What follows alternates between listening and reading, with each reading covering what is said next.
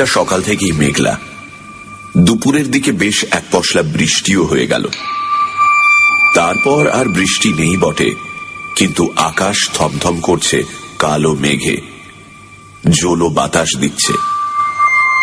এমন দিনে মনে একটা কি করি ভাব হয়। দু একখানা বিলিতি ম্যাগাজিন বন্ধুদের কাছ থেকে চেয়ে এনে পরে পড়ব বলে জমিয়ে রেখেছিলাম। এখন সেগুলো উল্টে পাল্টে দেখলাম বাদলা দিনের মেজাজের সঙ্গে ঠিক খাপ খাচ্ছে না। কি করা যায়? স্ত্রীর সঙ্গে গল্প করব? না, 7 বছর বিয়ে হয়ে যাবার পর আর বাদলার দিনে খোলা জানলার ধারে স্ত্রীকে নিয়ে কাব্য চলে না। যতই নিষ্ঠুর শোনাক, কথাটা সত্যি। মহাকালের নির্মমতা এবং অতীত সুখের দিন সম্বন্ধে বিমর্ষভাবে চিন্তা করছি এমন সময় দরজা কড়া নড়ে উঠল।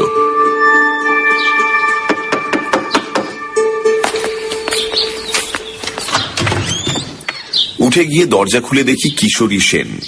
ভেতরে ঢুকে কাদামাখার রাবারের পাম্প শু ছাড়তে ছাড়তে সে হেসে বলল, এই বর্ষার দিনে বাড়িতে বসে কি করছো?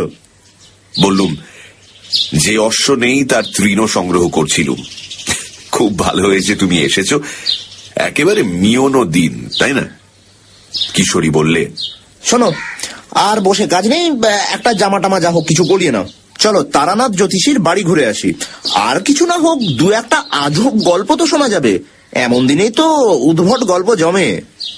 তারানাথের কথা আমার যে কেন আগেই মনে পড়েনি তা ভেবে অবাক লাগলো। বললুম, বসো, ধুতিটা বদলে নি। পথে বেরিয়ে বললুম, ট্রামে উঠে কাজ নেই, মাসের শেষ, সেই 8 পয়সা দিয়ে বরং সিগারেট কেনা যাবে। হেঁটে মেরে দিই চলো, এইটুকু তো পথ। কিশোরীরও মাসের শেষ, 8 পয়সার পাসিং শো কিনে হাঁটতে হাঁটতে দুজনে মঠ লেনে তারানাথের বাড়ি হাজির হলুম। দরজা খুলল তারানাথের মেয়ে চারি। আমাকে দেখেই বলল, কাকা বাবু, আজ আমার লেসের ডিজাইন ভোলেননি তো? রোজ রোজ আপনি ভুলে যান। আজ ভুলিনি, আগে থেকেই পকেটে রেখে দিয়েছিলাম। বের করে হাতে দিতে চারি হাসি মুখে বাড়ির ভেতরে যেতে যেতে বলল, বসুন বসুন, বাবাকে ডাকি। খবর পেয়ে তারানাথ খুব খুশি হয়ে বেরিয়ে এলো। বহুদিনের মধ্যে তারও এমন একনিষ্ঠ শ্রোতা ও ভক্ত জোটেনি। গল্পবাজ লোক শ্রোতার মর্ম বোঝে। তক্তাপোষে বসতে বসতে তারানাথ বলল, তারপর হঠাৎ যে? বললাম, ভালো লাগছিল না বাড়ি বসে, তাই আড্ডা দিতে চলে এলাম। দু একখানা গল্প হবে নাকি? তারানাথ স্পষ্টতই খুশি হলো, বলল, বসো, আরে আগে জমিয়ে বসো। কি খাবে বলো? চারি, চারি, এদিকে শোন দিকি একবার। চারি এসে দাঁড়াতে তারানাথ বলল, আর যা দিকি, চট করে তেল নুন কাঁচা লঙ্কা দিয়ে মুড়ি মেখে নিয়ে আয় তো, পরে চা দিবি। তারপর আমাদের দিকে ফিরে বলল, কি গল্প বলবো, তোমরা তো এসব বিশ্বাসই করো না। কিশোরী বলল, অমনি ফস করে বলে দিলেন বিশ্বাস করি না। আরে বাবা, বিশ্বাস যদি নাই করব, তাহলে এই বাদলা এতখানি পথ ঠেঙিয়ে এলাম কি করতে? সে তো গল্প শোনার লোভে। নাস্তিক আর অবিশ্বাসীরাই অলৌকিক গল্পের ভালো শ্রোতা হয়। আমি বললাম, আপনার কাছে এত দিন আসছি, আপনি কিন্তু আমাদের অলৌকিক কিছু দেখালেন না। তারানাথ উজ্জ্বল চোখে আমার দিকে তাকিয়ে বলল, মানে শূন্যে হাত নেড়ে সন্দেশ রসগোল্লা আনা, এসব বলছো? জলকে মন্ত্র পড়ে শরবত করে দেওয়া? তোমাকে তো একদিন বলেছি ওসব খুব নিম্ন শ্রেণীর শক্তি, আর ভেলকি ও করায় গুরুর বারণ ছিল। তবে করিনি কি, করেছি। কম বয়সে ভক্তদের অবাক করবার জন্য পয়সা রোজগারের ফিকিরে করেছি, কিছু কিছু করেছি। বাকি শক্তিও তাতেই গেল। তোতে কিছু নেই বাপু, আসল তান্ত্রিক কখনো ভেলকি দেখায় না। আচ্ছা, সাধুরা যে চোখ বুজে ত্রিভুবন ত্রিকাল সব দেখতে পান, এখানে বসে বিলেতে কি হচ্ছে সব বলে দিতে পারেন, এসব কি আদেও বিশ্বাসযোগ্য? নিশ্চয়ই। সদ্গুরু পেলে আর প্রকৃত সাধনা করতে পারলে ওটা তুমিও পারবে। যেমন? যেমন ধরো, সদ্য মৃত কোন চণ্ডালের সব থেকে মুন্ড কেটে এনে অমাবস্যা বা সংক্রান্তি তিথিতে শ্মশানে গর্ত করে তাতে সেই মুন্ড নিক্ষেপ করতে হবে। পরে গভীর রাতে সেই গর্তের উপর পদ্মাসনে বসে মাথার উপরে মরা নাড়কাকের বাঁদিকে ডানা রেখে 1,00,000 বার বীজ মন্ত্র জপ করলে তুমিও সর্বজ্ঞ হতে পারো। বীজ মন্ত্র? বীজ মন্ত্রটা কি? সেটি বলা যাবে না। তন্ত্রে অদীক্ষিত লোকের কাছে সাধনার গুহ্য মন্ত্র বলা নিষেধ। বীজ মন্ত্রই আসল কিনা। চারি তেলে জবজবে করে মুড়ি মেখে নিয়ে এলো। খেতে খেতে বললাম, আপনি কখনো সত্যিকারের কাপালিক দেখেছেন? কিশোরী জিজ্ঞেস করলো। আচ্ছা, তান্ত্রিক আর কাপালিকে পার্থক্য আছে কিছু? পার্থক্য আছে, তবে সেসব তোমাদের বোঝানো কঠিন, জেনেও তোমাদের কোনো কাজ নেই। হ্যাঁ, কাপালিক দেখেছি কিছু, কিন্তু একবারের স্মৃতি কখনো ভুলতে পারবো না। তারানাথ যেন একটু অন্যমনস্ক হয়ে চুপ করে গেল। বললাম, বলুন না সে গল্প, বেশ লাগবে শুনতে। বলছি এখন, তোমরা খেয়ে নাও আগে। সে এক ভয়াবহ কাহিনী হে, অনেকদিন বাদে মনে পড়ে গেল। এখনো মনে হলে গায়ে কাঁটা দেয়। আমি বললাম, তা এই ঘটনা কি মধুসুন্দরী দেবীর আবির্ভাবের আগের? বটেই, আমার ভবঘুরে জীবনের একেবারে প্রথম দিকে ঘটেছিল। তখনও আমি বীরভূমের মাতু পাগলিকে দেখিনি। চা এনেছিস? রাখ রাখ, এই তক্ত বসেই রাখ। নাও চা খাও। আমরা চায়ে চুমুক দিলাম। তারানাথ গল্প শুরু করলো। আমার বয়স তখন 22-23। বাড়িতে আর ভালো লাগে না। আমাদের গ্রামের ধারে বাঁধানো বটতলায় একবার এক বিচিত্র দর্শন সাধু এসে 7-8 দিন বাস করেছিল। সামনে ধনী জ্বালিয়ে চুপ করে বসে থাকে, মাথায় চূড়ার মতো উঁচু জটার ভার, চোখ দুটো বেশ শান্ত। গ্রামের অনেকেই তার কাছে গিয়ে দুধ, ফলমূল এসব দিয়ে আসতো। বউ ঝিরা বায়না করতো মাদুলি তাবিজের জন্য। সাধু কিন্তু কখনো ভরং দেখায়নি, অলৌকিক শক্তি দেখিয়ে ভক্ত জোগাড়ের চেষ্টাও করেনি। কেউ বেশি বিরক্ত করলে বলতো, আমি কিছু জানি না মা, আমার কোনো ক্ষমতা নেই, ভগবানকে ডাকো, ভগবান সব ঠিক করে দেবেন। বেশি ধরাধরি করলে বলতো, আচ্ছা যা, আমি তোর হয়ে ভগবানের কাছে প্রার্থনা করব। এই সততার জন্য এবং কারোর কাছ থেকে পয়সা না নেওয়ায় সাধুর ওপর আমার কেমন একটা আকর্ষণ জন্মালো। তা গেলাম একদিন সাধুর বটতলায়। একদিকে বসে আছি, নানা রকম লোক এসে নানা রকমের বায়না করছে সাধুর কাছে। সাধু সবাইকেই হেসে বিদায় করছে। এইসব মিটতে মিটতে বিকেল গড়িয়ে অন্ধকার নেমে এলো। এবার আমি আর সাধুই কেবল রয়েছে বটতলায়। পাশ থেকে একখানা চেলা কাঠ তুলে ধুনিতে গুঁজে দিয়ে আমার দিকে তাকিয়ে সাধু বলল, আয়, এগিয়ে এসে বস। আমি সাধুর সামনে ধুনির এপাশে গিয়ে বসলাম। ধুনির আলোয় সাধু কিছুক্ষণ আমার মুখের দিকে তাকিয়ে থাকলো, তারপর একটা নিঃশ্বাস ফেলে বলল, সন্ন্যাসী হওয়ার ইচ্ছে আছে, তাই তো? আমি কিছু না বলে চুপ করে রইলাম। তোর সেসব হবে না, তবে তোর কপালে অনেক সাধু সঙ্গ আছে দেখছি, কিছু শক্তিও পাবি, কিন্তু সংসারে থাকতেই হবে তোকে। আমি বললাম, আপনি তো কাউকে কিছু বলেন না, তা আমাকে এত কথা বলছেন কেন? এটা শুনে সাধু একটু চুপ করে বসে থেকে বলল, তোর কপালে তন্ত্র সাধনার চিহ্ন আছে, কিন্তু অস্পষ্ট। তার অর্থ কিছু দূরে গিয়ে তারপর ফিরে আসতে হবে। এই চিহ্ন না দেখলে তোকে সব কথা বলতাম না, তোর অধিকার আছে জানার। আমি উৎসুক হয়ে উঠলাম। বললাম, আর কি কি দেখতে পাচ্ছেন সাধুজি? আর যা দেখতে পাচ্ছি তা খুব ভালো নয়। কিরকম? বছর খানেকের ভেতর তোর খুব বড় বিপদ আসছে। ভালোই হয়েছে আমার সঙ্গে দেখা হয়েছে তোর, নইলে প্রাণ সংশয় হতে পারত। বললাম, কি রকম বিপদ কিছু বলবেন না, তাহলে তার থেকে বাঁচবো কি করে? তা আমিও ঠিক বলতে পারছি না, জানলে নিশ্চয়ই বলতাম। তুই এসে বসবার পর থেকেই আমার মনে কেমন যেন অস্বস্তি হচ্ছিল। এখন তোর দিকে তাকিয়ে দেখতে পাচ্ছি তোর পেছনে একটা অন্ধকারের স্তূপ যেন চাপ বেঁধে আছে। আমি চমকে পেছন দিকে তাকালেই সাধু হেসে বলল, তুই দেখতে পাবি না, আমি দেখতে পাচ্ছি। আমি বললাম, 1 বছরের মধ্যেই যে বিপদ ঘটবে তা কি করে বলছেন? আগে বা পরেও তো হতে পারে।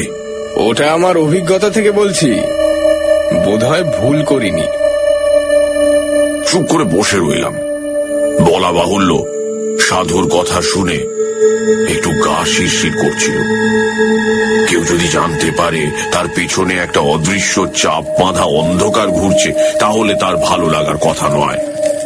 তার উপর নির্জন জায়গা, গ্রামের বাইরের দিকে বটগাছটা, ধ্বনিতে পটপট করে কাঠের গাঁট পড়বার শব্দ হচ্ছে। সাধু আর আমি ছাড়া কোনো দিকে আর কেউ নেই। তোকে আমি একটা জিনিস শিখিয়ে দিচ্ছি, ভালো করে শিখে রাখ। যদি কোনোদিন কখনো বিপদ আসছে বলে মনে হয়, কি কোনো অস্বস্তি বোধ করিস, তাহলে এই প্রক্রিয়াটা করবি। যতই বিপদ আসুক, প্রাণটা বেঁচে যাবে। বললাম, কি প্রক্রিয়া সাধুজি? নে ভালো করে দেখ, আর এই মন্ত্রটা মুখস্থ করে নে। একে বলে গাত্র বন্ধন। শিখতে বেশিক্ষণ লাগলো না। বললাম, কিন্তু বিপদ যে আসছে তা বুঝতে পারবো কি করে? তাই শুনে সাধু একটু হাসলো, তারপর বলল, তুই ঠিক বুঝতে পারবি। তোর কপালে তন্ত্র সাধনার চিহ্ন আছে, বললাম না? সময় হলে মনের মধ্যে বিপদের ঘন্টা বেজে উঠবে। আমি যেমন আজ তোর বিপদ বুঝতে পারলাম। বললাম, কিন্তু আমি তো পারিনি। আজ থেকে তোকে কিছুটা শক্তি দিলাম। ভালো মন্দ যাই আসুক, তুই আগে থেকে আন্দাজ করতে পারবি।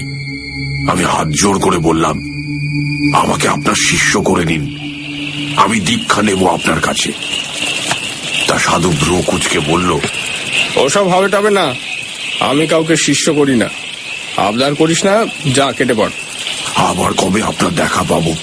এমনিতে দেখা পাবি না, তবে যদি সত্যি কখনো তোর প্রাণ সংশয় ঘটে, তাহলে তোকে সাবধান করে দেব। তারপরেই একটা আধ পোড়া কাঠ তুলে নিয়ে ধুনি খুঁচিয়ে দিতে দিতে বলল, দাদা ভাগ পালা। বাড়ি ফিরে এলাম। পরদিনই সেই সাধু আস্তানা ভেঙে কোথায় চলে গেল কে জানে। পরদিন বিকেলে বটতলায় গিয়ে দেখি শুধু নিভে যাওয়া ধুনির ছাই আর কতগুলো আধ পোড়া কাঠ পড়ে আছে। মাসখানেক কাটলো, কিছুই যেন আর ভালো লাগে না। কেবলই বাড়ি থেকে বেরিয়ে গিয়ে পড়তে ইচ্ছে করে। পথ যেন দারুণ আকর্ষণে টানছে। শুধু যে ধর্মের স্পৃহা তা নয়, একটা ভবঘুরেমি পেয়ে বসলো। আরো কিছুদিন এভাবে কাটাবার পর একদিন সত্যি কয়েকটা জামা কাপড় আর 10টা টাকা নিয়ে বেরিয়ে পড়লাম। বাড়ির লোক খোঁজাখুঁজি করবে এবং সন্ধান পেলেই ধরে নিয়ে যাবে বাড়িতে। এজন্য সারা দিনই প্রায় হাঁটতাম, যত দূরে গিয়ে পড়া যায়। রাত্রিরে আশ্রয় নিতাম কোনো গৃহস্থের বাড়িতে। তখনকার লোকজন ছিল ভালো, অভাব ছিল না। গোলা ভর্তি ধান, পুকুর ভর্তি মাছ আর নিজের গরুর দুধ। অতিথিকে যত্ন করতে সে যুগের লোক ত্রুটি করত না। অব্রাহ্মণ গৃহস্বামী হলে গোয়াল ঘরের এক পাশ পরিষ্কার করে রান্নার আয়োজন করে দিত। সেখানে বসে রাঁধতাম। তারা আবার অপেক্ষা করত ব্রাহ্মণের প্রসাদ পাওয়ার। কিশোরী প্রশ্ন করল, আচ্ছা, জিনিসপত্রের দাম তখন কিরকম ছিল? উত্তরে তারানাথ বলল, গাঁয়ের দিকে বেশিরভাগ জিনিসই কিনে খেতে হতো না, সবই তো গ্রামেই উৎপন্ন হতো। তবে হ্যাঁ, মনে আছে একবার আমি আর আমার এক বন্ধু হরমোহন মাংস খাবার শখ হওয়ায় পাশের গ্রাম থেকে 10 আনা দিয়ে একটা পাঁঠা কিনে এনে দুজনে রান্না করে খেয়েছিলাম। তাও হরমোহন বারবার বলছিল আমরা ঠকেছি, আর একটু দরাদরি করলে 8 আনার ভেতরেই হয়ে যেত। আমি অবাক হয়ে বললাম, 10 আনায় একটা আস্ত পাঁঠা? বটেই, সেসব সস্তা গন্ডার বাজার তোমরা কল্পনাও করতে পারবে না।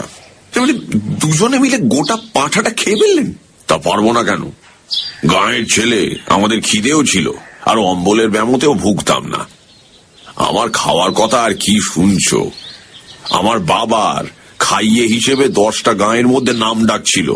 আর সে গল্প বলবো এখন, পরে কোনো একদিন।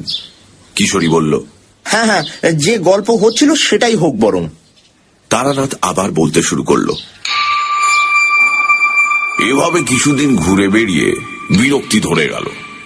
রোজ রোজ অকারণে পথ হাঁটা, লোকের বাড়িতে আশ্রয় নেওয়া, তাদের দাক্ষিণ্যে ভালো ভালো খাওয়া। শুধু খাওয়ার জন্যই কি বাড়ি থেকে বেরিয়েছি?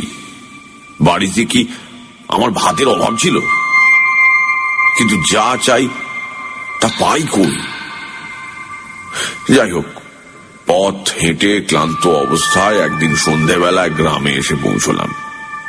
গ্রামটায় ঘন বসতি নেই, একটু ছাড়া ছাড়া বাড়িঘর, আমজাম বাঁশ বাগানে ভরা। একটা বড় আম বাগানের পাশে কাদের বেশ সুন্দর বাড়ি দেখে সেখানেই আশ্রয় নেব ভাবলাম। সুন্দর বলতে পাকা বাড়ি নয়, পোড়া চালের বড় বড় 8-10 খানা ঘর, মাঝখানে উঠোনকে ঘিরে। বিরাট উঠোনে ধানের গোলা, একপাশে গোয়ালে কখানা গরু সাঁজালের ধোঁয়ার মধ্যে বসে বসে জাবর কাটছে। আমি উঠোনে পা দেওয়ার সঙ্গে সঙ্গে বাড়ির মধ্যে শাঁকে ফুঁ পড়ল।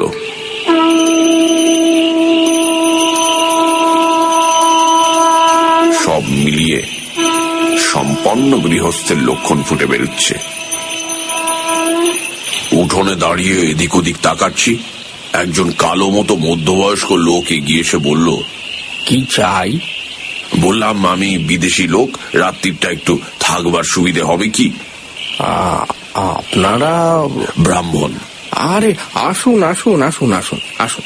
লোকটা আসুন আসুন করে ব্যস্ত হয়ে আমায় নিয়ে দাওয়ায় বসালো, পা ধোয়ার জল দিল। তার নাম মাধব ঘোষ, সেই বাড়ির মালিক। চাষবাস আছে প্রায় 50 বিঘের। মাধব লোকটি বেশ ভালো, আমাকে রান্নার ব্যবস্থা করে দিয়ে সে ঠায় বসে রইল সামনে। বসে গল্প করে, তার একটু বাদে বাদে হুঁকোটিকে এগিয়ে দিয়ে বলে, সাজুন সাজুন, ব্রাহ্মণের প্রসাদ পাবো। কথায় কথায় আমি বললাম, আমাদের বাংলাদেশের আতিথেয়তা বড় সুন্দর, তাই না? এই যে তুমি আমাকে এত যত্ন করছো, এতে তোমার লাভ কি? জিভ কেটে মাধব বলল, আগে ও কথা বলবেন না। ব্রাহ্মণ দেবতার হাঁড়িতে 2টি চাল দিতে পাচ্ছি, সে তো আমার পরম সৌভাগ্য। তবে কথা কি জানেন, সব অতিথি তো আবার সমান হয় না। এই তো দিন 7 আগে আমাদের বাড়িতে সে এক কাণ্ড। ধোয়া সুগন্ধি আতপ চাল হাঁড়িতে ছেড়ে দিয়ে তার দিকে ফিরে বললাম, কেন, কি হয়েছিল? চুরি টুরি নাকি? তাহলে তো বরং ভালো ছিল, শুনুন না কাণ্ড। এই ঠিক গেল সোমবার বিকেলের দিকে এক লাল কাপড় পরা সন্ন্যাসী এসে বললে, তোমার এখানে থাকবো। আমার সাদা মনে কাদা নেই, বললুম থাকুন। গোয়াল ঘরে রান্নার ব্যবস্থা করে দিলুম। দিব্যি চেহারা তার, ফর্সা রং, এই মোটা পৈতের গোছা, দেখে কিছু বোঝবার উপায় নেই। নিঃশেষিত কলকেটি উপুর করে তামাকের গুল ঝেড়ে কলকেটি একপাশে রেখে মাধব বলল, সেই রাত্রিরে কিছু হলো না। পরের দিন সকালে সন্ন্যাসী যাওয়ার সময় আমাকে বলে কি, কাল যে মেয়েটা রান্নার জিনিসপত্র এগিয়ে দিচ্ছিল, সে তোমার কে হয়? আমি বললাম, আমার মেয়ে। কেন বলুন তো? তারপর কি বলবো আপনাকে, সন্ন্যাসী যা বলল তা শুনে তো নিমেষে আমার মাথায় রক্ত উঠে গিয়েছে। বলে কি, তোমার ওই মেয়েটি আমাকে দাও, আমি ভৈরবী করব। ওর শরীরে নাকি ভৈরবীর চিহ্ন রয়েছে। আমি অবাক হয়ে বললাম, তারপর?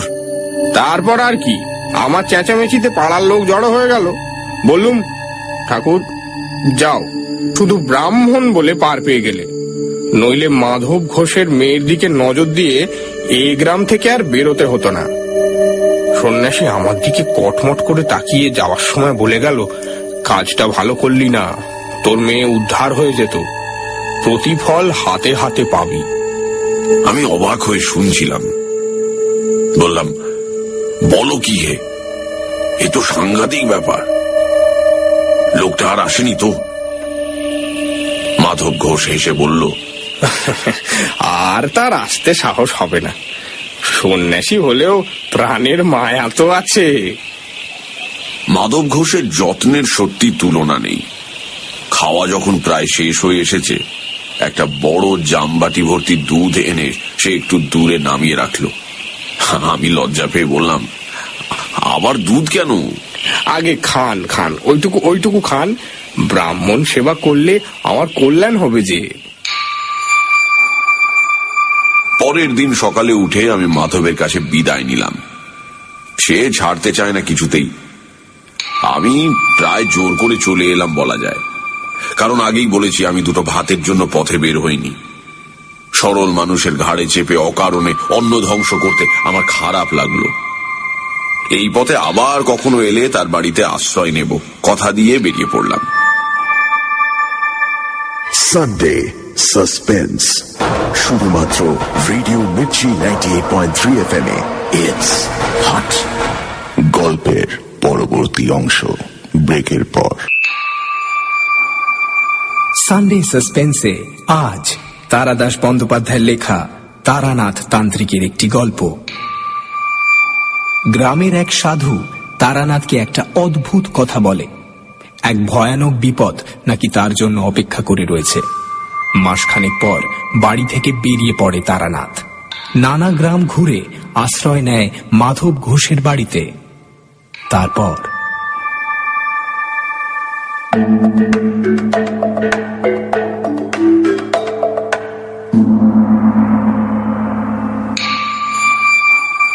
দুপুরে একটা গঞ্জ মতো জায়গায় চিড়ে দই কিনে খাই, তারপর আবার হাঁটি। সারাদিনে প্রায় মাইল 15-16 হেঁটে সন্ধে নাগাদ একটা এমন জায়গায় এসে পৌঁছলাম যার ত্রিসীমানায় কোনো গ্রাম বা জনবসতি নেই।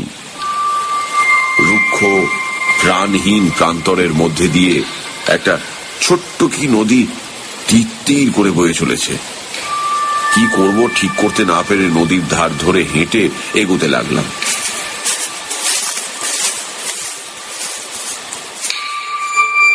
মিনিট 15 হেঁটে দেখি সামনে একটা শ্মশান, বেশ বড় শ্মশান। অন্তত যতদূর চোখ যায় তাকিয়ে দেখলাম কেবল পোড়া পোড়া কাঠের গুঁড়ি, ছেঁড়া ছেঁড়া মাদুর, কাঁথা, ভাঙা কলসি এইসব পড়ে আছে। কিশোরী বলল, ওই নির্জন শ্মশানে সন্ধেবেলা আপনার ভয় করলো না? না, ভয় করবে কেন? শ্মশান অতি পবিত্র স্থান, সেখানে মানুষের সমস্ত পাপ শেষ বারের মতো মুছে যায়। তার ঊর্ধ্ব লোকে প্রস্থানের পথ সুগম হয়। শ্মশানে ভয় কিসে? যাই হোক, দাঁড়িয়ে চারদিকে তাকিয়ে দেখছি হঠাৎ গম্ভীর ভারী গলায় পেছন থেকে কি একজন বলে উঠল, এখানে কি চাই? কি ভয়ানক গলার স্বর! লোহার ড্রামে পাথরকুচি ঢাললে এমন শব্দ হতে পারে। চমকে পেছনে তাকিয়ে দেখি একজন সাধু দাঁড়িয়ে, মাথায় পাকা তেঁতুলের মতো অজস্র জটা, মুখময় অযত্ন বর্ধিত দাড়ি গোঁফের জঙ্গল, লম্বায় আমার মাথা ছাড়িয়ে আরেক হাত, পরনে রক্তাম্বর, পায়ে বাউল দেওয়া কাঠের পুরু খড়ম। কি দরকার এখানে? সাধুকে প্রণাম করে বিনীতভাবে জানালাম আমার বিশেষ কোনো দরকার নেই, পথ হাঁটতে হাঁটতে এসে পৌঁছেছি এই মাত্র। কোথায় যাওয়া হবে? কোথাও না, মানে ঠিক নেই। সাধু কি বুঝলো জানি না, কিছুক্ষণ আমার মুখের দিকে স্থির হয়ে তাকিয়ে থাকলো। তারপর তার দাড়ির জঙ্গলে খুব সূক্ষ্ম একটা হাসির রেখা ফুটে উঠল। আয় আমার সঙ্গে। সেই ঘনায়মান অন্ধকারে আমি সাধুর পেছনে চললাম। বেশ খানিকটা হাঁটবার পর দেখি একটা গাব বা ওই জাতীয় কোনো গাছের নিচে সাধু মরার মাদুর, কাঁথা ইত্যাদি সব টাঙিয়ে বেশ ঝুপড়ি মতো বানিয়েছে। বললাম, এইখানে আপনি থাকেন? কেন, অসুবিধাটা কি? সাধুর কথাবার্তা যেন কেমন কেমন। আমি বললাম, না, অসুবিধে আর কি, এই এমনি বলছি। সাধু আমাকে ঝুপড়ির বাইরে বসতে বলে নিজে ভেতরে ঢুকলো। বেরিয়ে এলো দুটো পাকা কলা হাতে নিয়ে। এই নাও, খাও। নিলাম। কি উদ্দেশ্যে বেরোনো হয়েছে বাড়ি থেকে? সাধু আমার ইচ্ছে নাকি? আমি উত্তর না দিয়ে কলা হাতে চুপ করে বসে রইলাম। তুই আমার কাছে থেকে যা, আমি তোকে চেলা করে নেব, থাকবি? হ্যাঁ। তারপর সাধু একটা কথা বলল, যা আমাকে আমাদের গ্রামের বটতলার সেই সাধুও বলেছিল। বলল, তোর কপালে তন্ত্র সাধনার চিহ্ন আছে, থেকে যা তুই আমার কাছে। আমি একটু ফাঁপড়ে পড়লাম। এই সাধুকে দেখে আমার তেমন ভক্তির উদয় হয়নি, বরং কেমন একটু অস্বস্তি হয়েছে। এত সহজে নিজে থেকে চেলা করে নিতে চাইলো দেখে সে ভাব বেড়েছে, বই কমেনি। ভালো সাধু কখনো কথায় কথায় শিষ্য করে বেড়ায় না। অবশ্য আমার আর চিন্তা কি, থাকি কদিন, ভালো না লাগলে কেটে পড়তে বাধা কোথায়? সাধু সঙ্গের জন্যই তো বেরিয়েছি, বাজিয়ে দেখতে দোষ কি? বললাম, থাকবো। সাধু বলল, বেশ, আমি একটা বিশেষ সাধনা করছি, সেটা কদিনের মধ্যেই শেষ হয়ে যাবে, তারপর তোকে দীক্ষা দেব। কি সাধনা? সে আছে, সময় হলেই জানাবো।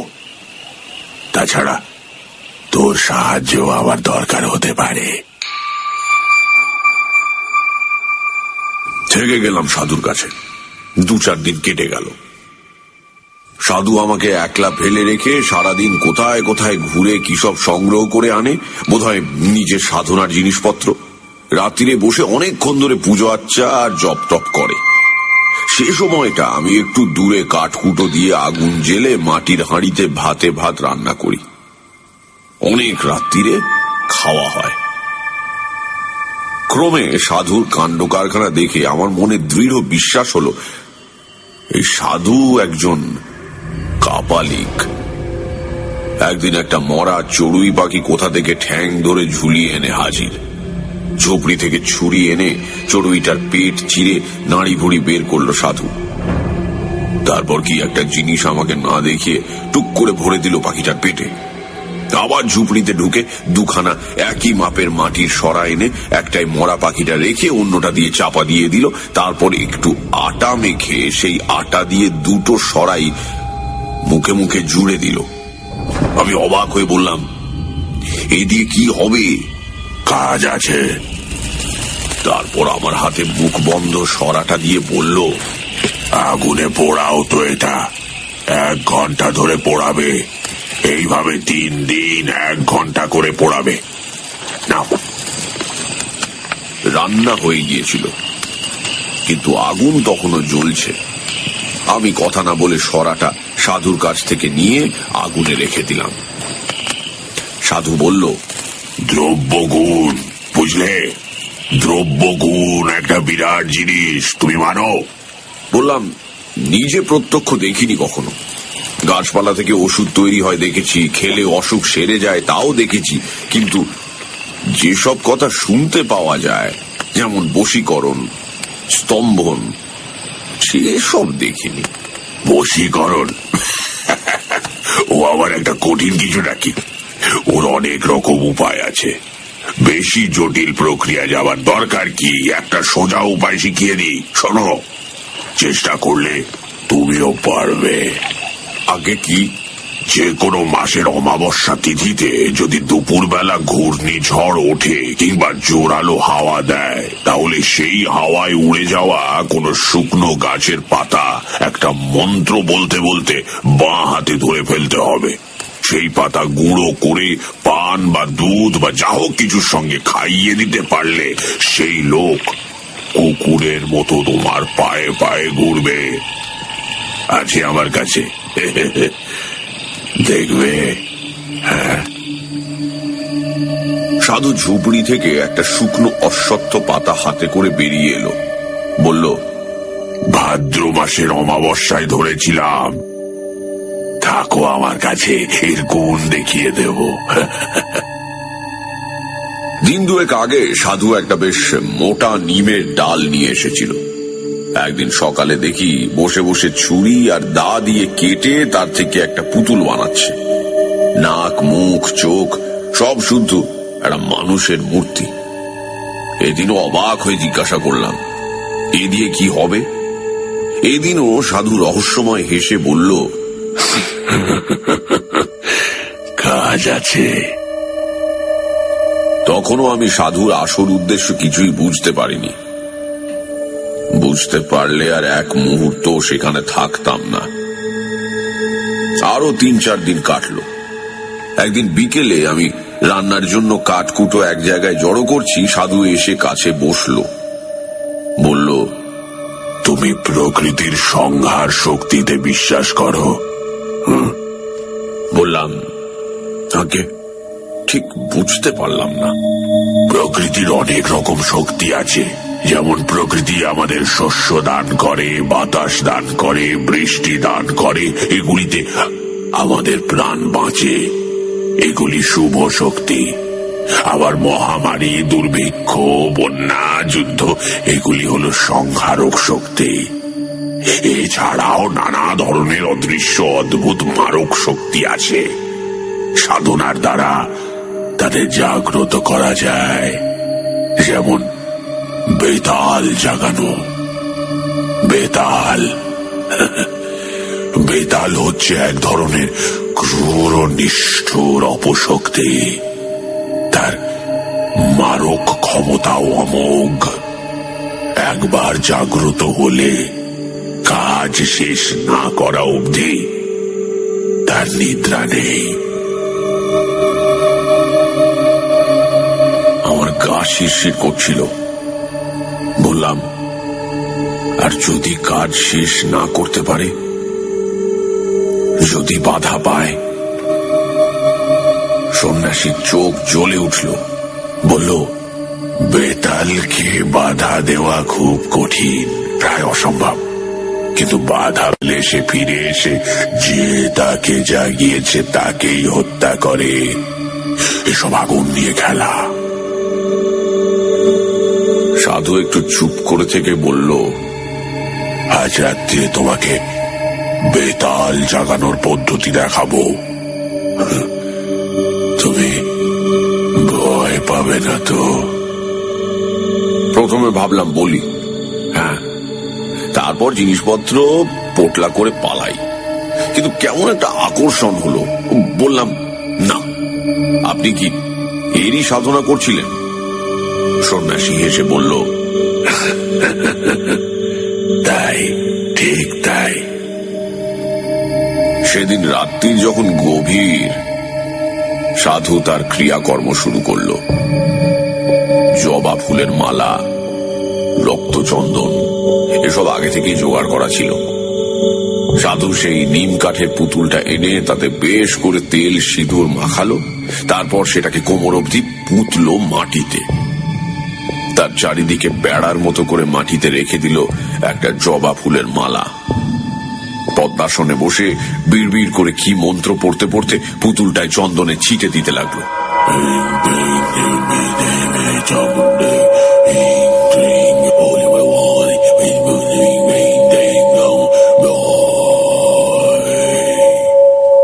এসব হলে পর ঝোলা থেকে বের করলো একটা মদের বোতল। সাধুর ঝুপড়িতে একটা মরার খুলি ছিল, আগেই দেখেছি। সেটাতে খানিকটা মদ ঢেলে সাধু আমার দিকে তাকিয়ে বলল, সেই বন্ধ সরাটা কোথায়? আমি সরা এনে দিলাম। সাধু আটাগুলো নখ দিয়ে খুঁটে খুঁটে তুলে সরাটা খুললো। দেখলাম 3 দিন পোড়ানোতে ভেতরের পাখিটা একদম ছাই হয়ে গিয়েছে। সেই ছাই এক চিমটে নিয়ে মদে মেশালো সাধু। তারপর ঢক করে মদটা গলায় ঢেলে নিল। খাওয়ার পরেই সাধুর আশ্চর্য পরিবর্তন দেখলাম। সাধুর চোখ দুটো ছোট ছোট কোটরে গিয়ে যেন 2 টুকরো কয়লার মতো জ্বলতে লাগলো। আমার দিকে ফিরে সাধু বলল, শুকনো কাঠ দিয়ে একটা ধ্বনি করো তো দেখি। করলাম। ধুনি বেশ জ্বলে উঠতে সাধু রক্তচন্দন দিয়ে ধুনি পুজো করল।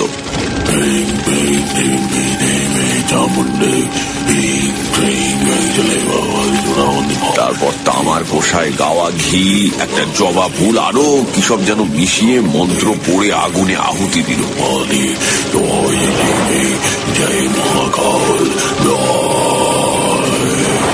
সঙ্গে সঙ্গে একটা বিকট পোড়া গন্ধে ভরে গেল চারিদিক। সাধু বিকৃত গলায় হেসে উঠল।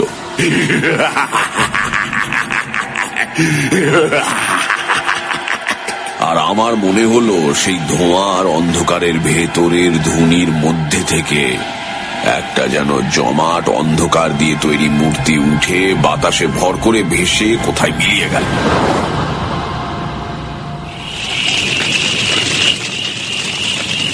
আমি অবাক হয়ে সেদিকে তাকিয়ে রইলাম। মূর্তিটাকে খুব পরিষ্কার ভাবে যে দেখেছিলাম তা বলতে পারি না, তবে যেটুকু দেখতে পেয়েছিলাম তাতেই বুক ঠান্ডা হয়ে আসে। বিশাল স্থূল রাত্রির অন্ধকার দিয়ে তৈরি যেন একটা অপছায়া। সাধু বলল, দেখলে ওই বেতাল। আমি বললাম, কোথায় গেল ও? সাধু এসে বলল, এদিকে সরে এসো। আমি আসল কথাটা এতদিন তোমায় বলিনি, আজ বলি। আজ থেকে 15-20 দিন আগে এখান থেকে মাইল 20 দূরে এক গ্রামে আমি মাধব ঘোষ বলে একজন লোকের বাড়ি রাত্রিরে আতিথ্য গ্রহণ করি। আমার মাথায় বিদ্যুৎ খেলে গেল। মাধব ঘোষ? তাহলে এই কাপালি কি সেদিন মাধব ঘোষের বাড়িতে হাঙ্গামা করেছিল? বটে। সাধু বলে চলেছে, সেই মাধব ঘোষের বড় মেয়েটির দেহে প্রকৃত সাধন সঙ্গিনী হবার উপযুক্ত সমস্ত লক্ষণ বর্তমান ছিল। আমার বর্তমানে কোনো ভৈরবী নেই। আমি পরদিন সকালে মাধব ঘোষের কাছে সাধনার জন্য মেয়েটিকে চাইলাম। মাধব দিল তো নাই, উপরন্তু আমাকে অকথ্য অপমান করে বাড়ি থেকে তাড়িয়ে দিল। সে অপমান আমার বুকে কাঁটার মতো বিঁধে আছে। বেরিয়ে আসবার সময় মাধব আমার ঘাড়ে হাত দিয়ে একটা ধাক্কাও দিয়েছিল। আমার গায়ে হাত। আচ্ছা মাধব ঘোষ, এইবার দেখব তোমাকে। আমি ভয় পেয়ে বললাম, কি করবেন আপনি? করব কি, করেছি। এই যে বেতাল জাগিয়ে পাঠালাম, কোথায় গেল সে? পাঠালাম ওই মাধব ঘোষের বাড়ি। এইবার সে বুঝবে কাকে সে অপমান করেছিল। কি হবে মাধব ঘোষের? আজ তার নিজের ক্ষতি কিছু হবে না, আজ তার বাড়িতে একটা কিছু করে আসবে বেতাল। এক পক্ষ ধরে আমি বেতাল মন্ত্র জপ করে আজ আহুতি দিয়েছি। কাল অমাবস্যা, কাল পূর্ণাহুতি দেব হোম করে। ওই যে নিম কাঠের পুতুল দেখছো, ওটা হচ্ছে মাধব ঘোষের প্রতিমূর্তি। ওই পুতুলে কাল প্রাণ প্রতিষ্ঠা করে বেতালকে চিনিয়ে দেব। তারপর বেতাল আবার কাল যাবে মাধবের বাড়ি। তারপর পরশু মাধব ঘোষের মৃতদেহ পড়ে থাকবে উঠোনে কি আমবাগানের মধ্যে।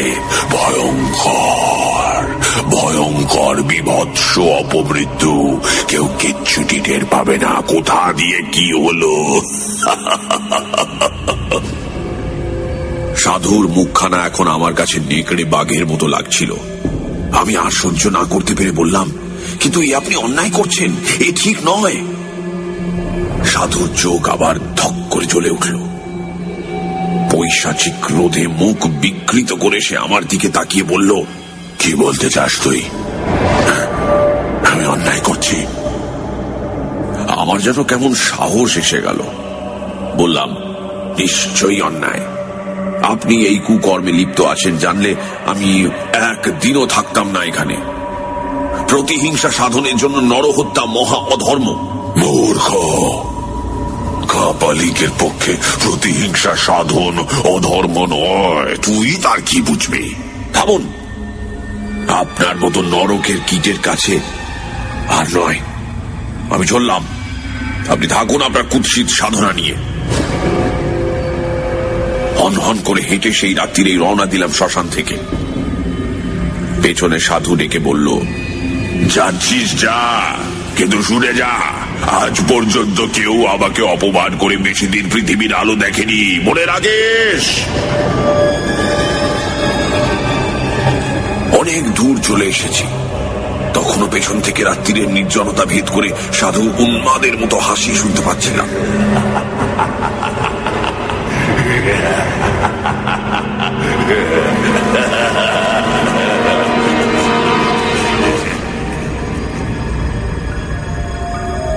পরের দিন দুপুর গড়িয়ে গেলে অবিশ্রান্ত হেঁটে আমি মাধব ঘোষের বাড়ি পৌঁছলাম। দেখি সমস্ত বাড়িটা যেন কেমন ঝিমিয়ে আছে, ভেতরে কেউ যেন জেগে নেই।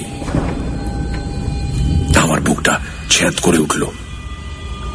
না জানি বেতাল কাল রাত্রিরে কি করে গিয়েছে। উঠোনে দাঁড়িয়ে ডাক দিলাম, মাধব, মাধব। ডাক শুনে ভেতর থেকে মাধব বেরিয়ে এলো। আমাকে দেখে সে যেন হাতে চাঁদ পেল। এগিয়ে এসে পায়ের ধুলো নিয়ে বলল, ঠাকুর মশাই, ও হরি হরি হরি, আপনি এসেছেন।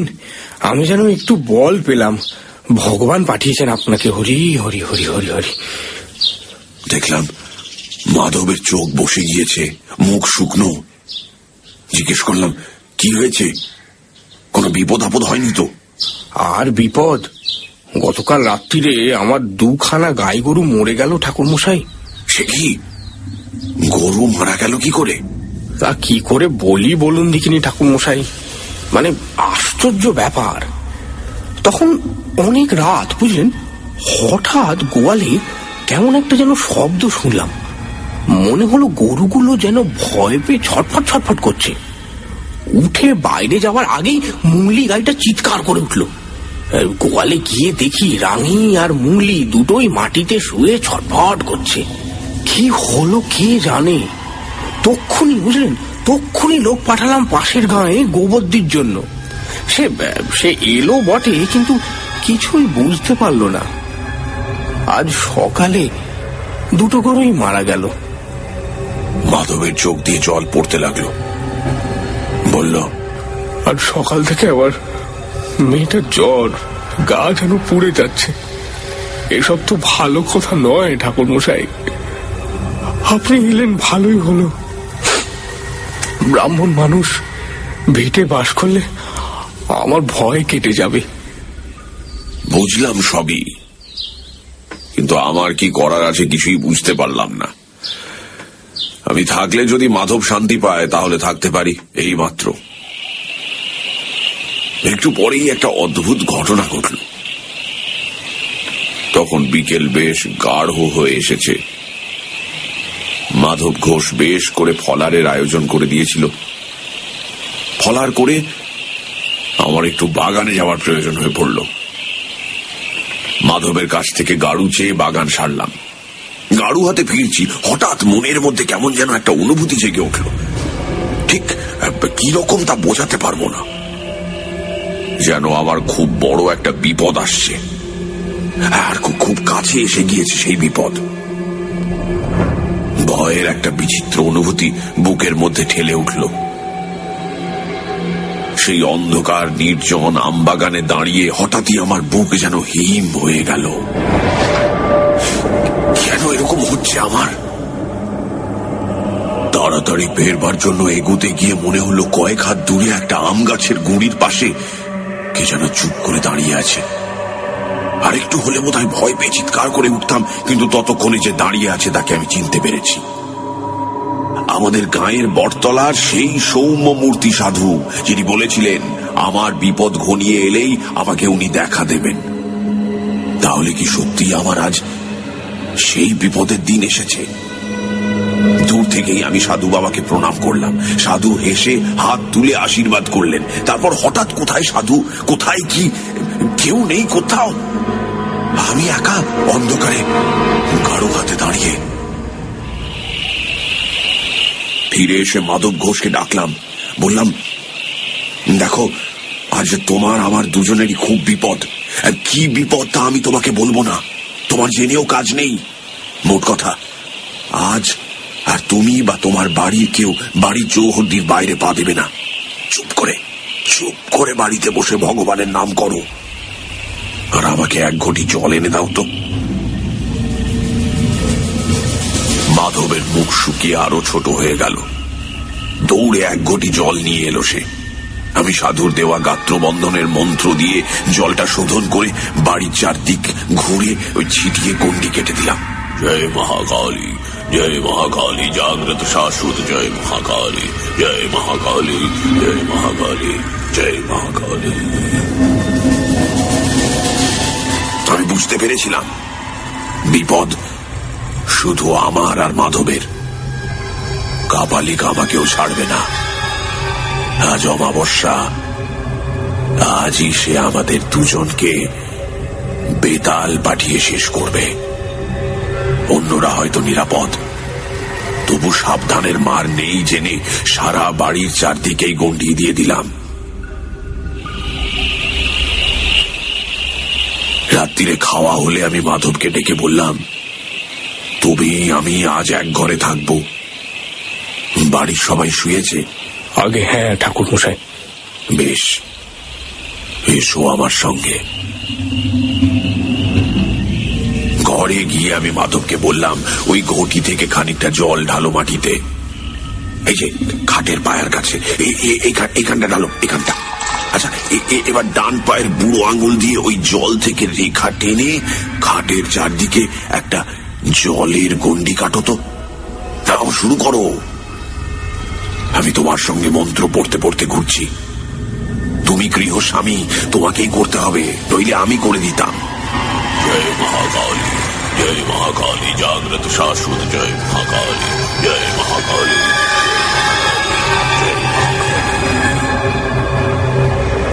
সেই গণ্ডির ভেতরে খাটে উঠে আমরা দুজন বসে রইলাম। সে কি ভয়ঙ্কর রাত! আমার বুকের ভেতরে এই বিচিত্র বিপদের ঘণ্টা বেজে চলেছে। কি যেন ঘটবে, কে যেন আসছে আমার পাশে চুপ করে বসে মাধব।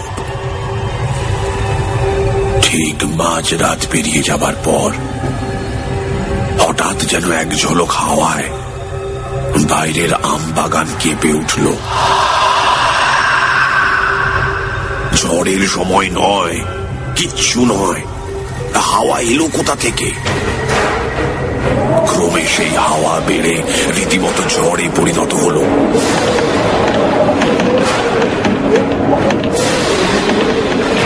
সমস্ত আম বাগান যেন ভেঙে পড়বে। বাড়ির জানলা দরজা দড়াম দড়াম করে বন্ধ হতে আর খুলতে লাগলো। বাড়ির ভেতর মেয়েরা শব্দ করে কেঁদে উঠলো। আমি চেঁচিয়ে বললাম, কেউ বাইরে আসবেন না, সব ভেতরে বসে থাকুন। ঝড়ের শব্দের মধ্যে কার যেন বিভৎস হুঙ্কার। বিকৃত জান্তব গলায় কে যেন অমানসিক হুঙ্কার করছে। কে যেন ঝড়ের ছদ্মবেশে প্রাণপণ চেষ্টা করছে বাড়িতে ঢোকবার। বারবার অদৃশ্য কিসে বাধা পেয়ে সে ফিরে ফিরে যাচ্ছে।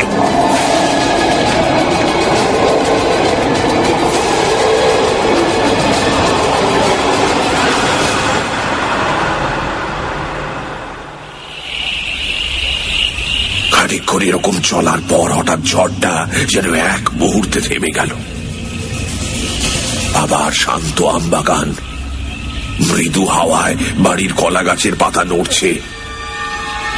যে বাড়িতে ঢোকবার চেষ্টা করছিল সে যেন উদ্দেশ্য সফল হবে না বুঝে ফিরে গিয়েছে। আমার বুকের ভেতরে বিপদের ঘণ্টাও হঠাৎ থেমে গেল। মাধব ঘোষ আতঙ্কিত চোখে আমার দিকে তাকিয়েছিল। আমি বললাম, আর ভয় নেই, বেঁচে গেলাম বোধহয়।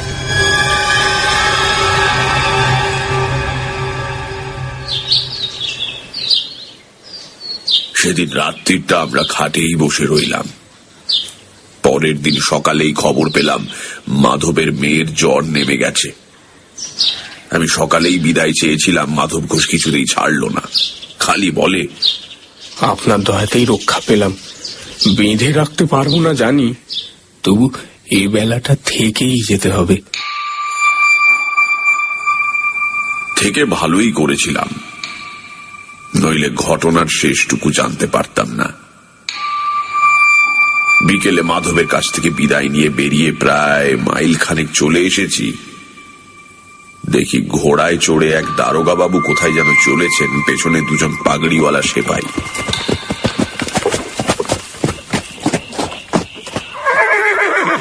আমার কাছ দিয়ে যখন তারা যাচ্ছেন, কি মনে হতে একজন সেপাইকে জিজ্ঞাসা করলাম, কোথায় চলেছ বাপু? সেপাইটা বলল, সামনে বিরামখালিতে একটা শ্মশান আছে জানেন? সেই শ্মশানে এক কাপালিক থাকতো, সে খুন হয়েছে। ধরা গলায় বললাম, খুন হয়েছে বোঝা গেল কি করে? মাথাটা নাকি একেবারে মুচড়ে উল্টো দিকে ঘুরিয়ে দিয়েছে। অনেকে মিলে করেছে আর কি, একজনের কাজ না। আমি তখন সব বুঝতে পেরেছি। কাপালিকই তো বলেছিল, বেতাল বাধা পেলে ভিড়ে গিয়ে যে জাগিয়েছে তাকেই আক্রমণ করে। কি ভয়ঙ্কর মৃত্যু! একবার তাদের সঙ্গে গিয়ে মৃতদেহটা দেখে আসবার ইচ্ছে হয়েছিল, পরে সেই ইচ্ছে দমন করি। মনে মনে আমাদের গায়ে দেখা সৌম্য সাধুকে প্রণাম জানিয়ে আবার রওনা দিলাম।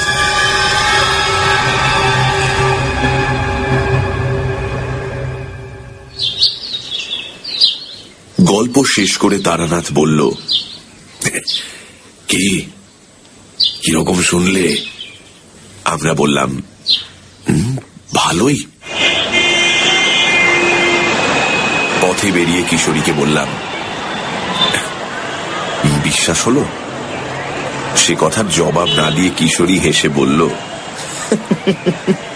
আরে দিনটা তো ভালোই কাটলো।